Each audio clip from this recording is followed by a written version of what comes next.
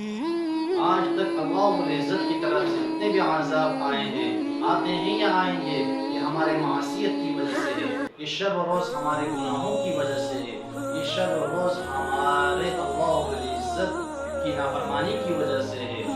اس لیے اللہ رب العزت یہ عذاب الہی لا کر مسلمانوں پر اور انسانوں پر ظلم نہیں کرتے، بلکہ انسان گناہ اور نافرمانی کر خود اپنے آپ پر ظلم کرتے ہیں۔ اس لیے حدیث میں آتا ہے کہ اللہ رب العزت کا ذکر کثرت سے کرنا چاہیے اور استغفار کرنا چاہیے تاکہ یہ عذاب ہم سے ٹل سکے۔ افراد اس سے متاثر ہے، ہمیں ان کی مدد کرنی چاہیے، ان کی خوراک کا، ان کے گھر کا، ان کے رہائش کا اور ان کے بچوں کے دودھ کھانے کا بندوبست کرنا چاہیے تاکہ ہم اس سے کیا ہے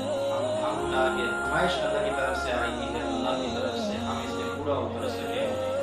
اور جو فلسطین کی مدد ہم نہ کر سکے وہ ہم اس کا ازالہ کر سکیں۔